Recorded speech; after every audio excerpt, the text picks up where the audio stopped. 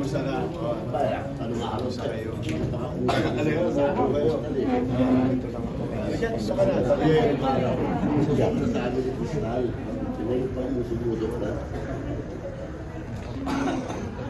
Sorry, may wala akong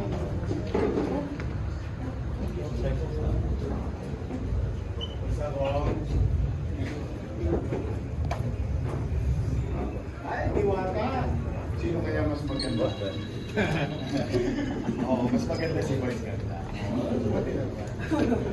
Mga isang palibot lang.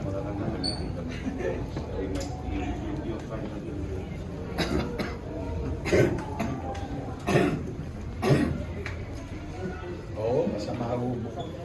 Ano na po? Hindi lang yan, Chief. Tabi. Ay, selfie lang.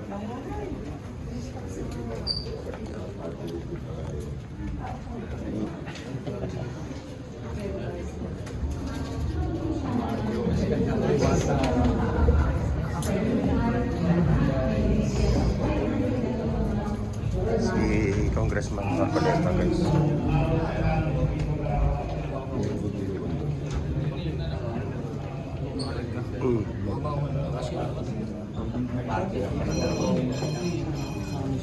Ano ko muna.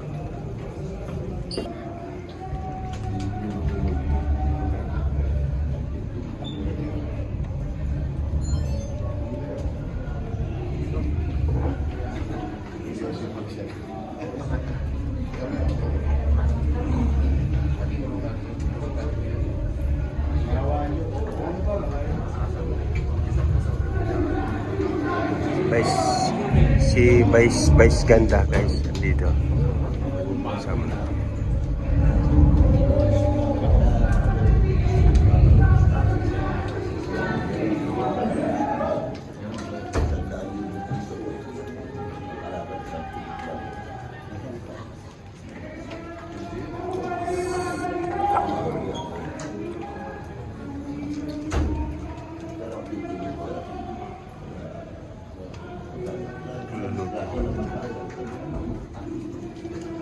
Walang sounds.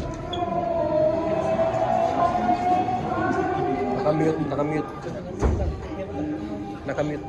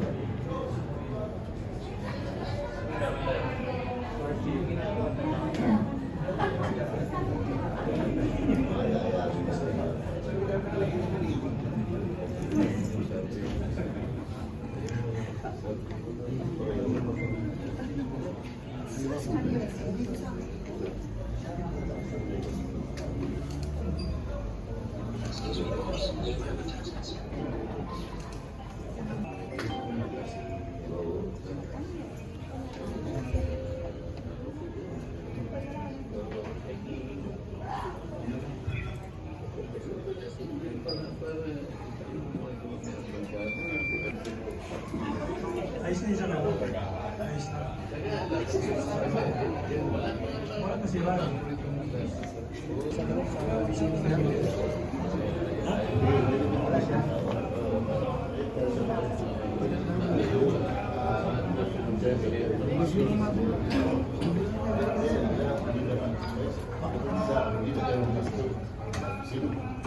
Sa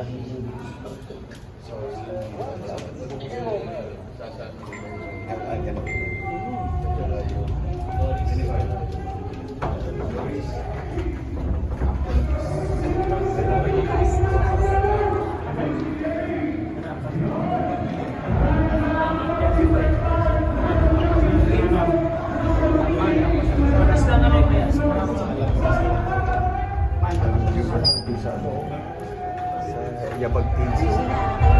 YouTube.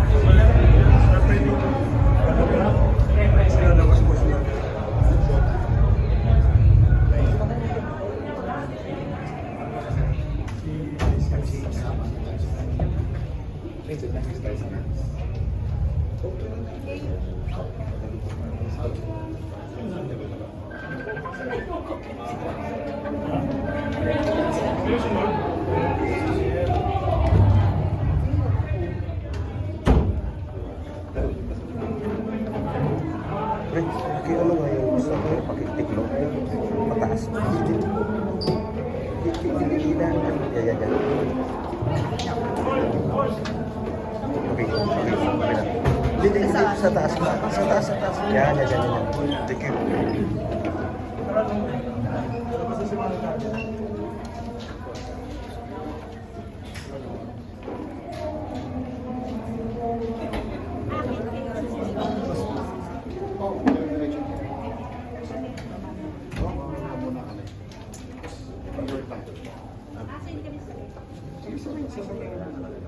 But your time. Tapos ma-exit po si Mami Kati. Oo. Bang madam pa rin. Papalubos. Pinagkakagulo siya. Love siya ng mga matatanda.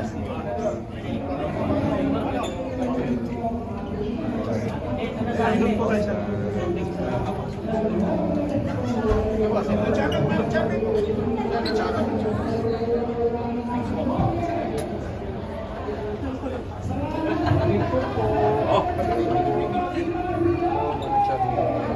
Yorbe, salamat.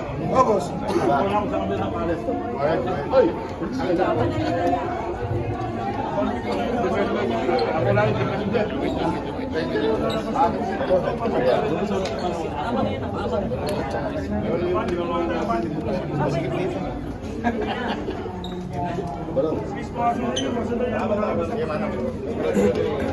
Ako lang, Pasok mo muna yung mga to.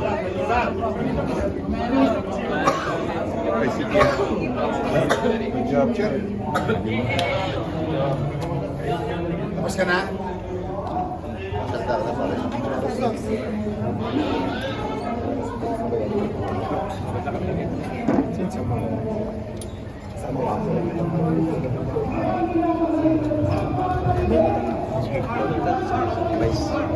Ay, kompra mo ulit. Ay, mga boss. Ay, pare!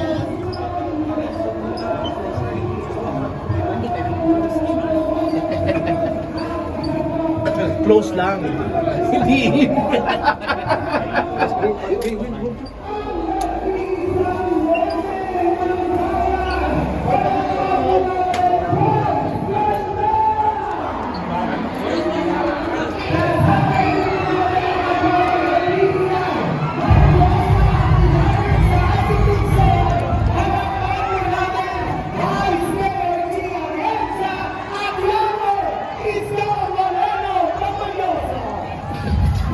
Kasama na rin po natin, Congressman Amado Barachi.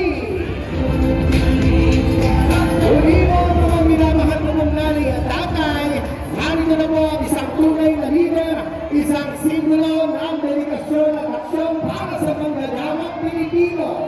Narito na si Mr. Angkas, ang kasanggamo sa Kongreso, ang number 107, ang kasangga party list, Mr. George Royega, kasama ang ating nag-iisang meme ng bayan, Vice Ganda!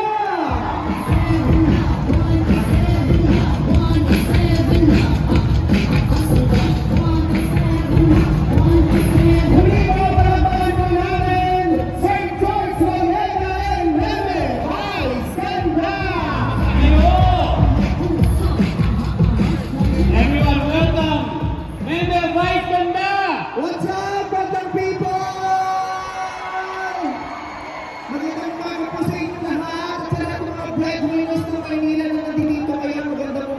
sa inyong lahat. Sir George, Magandang umaga. magandang umaga at ang gaganda ng mga tao. Buti na lang ang gaganda din natin. Yes. Bagay na bagay tayo. Marami pong dalaman dito ngayon. Yes, fresh na fresh. Ang mga nasa harapan natin mga virgin pa. Ayan. So, nandito mo kami kung sa gusto natin pagandahin ng mga araw ninyo at magkakasama tayo. Hello po!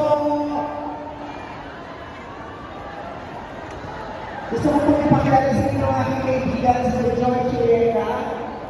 Siya po ang leader ng Angkasabra Party List. Ayan po. Sila po yung ang mga kaibigan ko na pinaniniwalaan ko ang advokasya na magbibigay sa inyo ng proteksyon at suporta kung sakasakali siya ay maluluklok sa Kongreso. Alam mo, Vice, marami dito tinatawag natin breadwinner. Yes! Sino ho ba mga breadwinners Breadwinner! dito? Napakaraming breadwinners. Yung iba, mga senior citizens na breadwinners pa. Tama yun. At sa breadwinner, kailangan po talaga natin mabigyan sila ng proteksyon. Kailangan. Na isabatas natin, kahit hindi empleyado, basta breadwinner, dapat may benepisyo mula sa gobyerno. Yan ang sisiguraduhin natin, Vice. Correct. Yan ang kailangan kayo. Ang daming pagmamahal na binigay ni Yormes sa mga senior citizen. Tama po ba?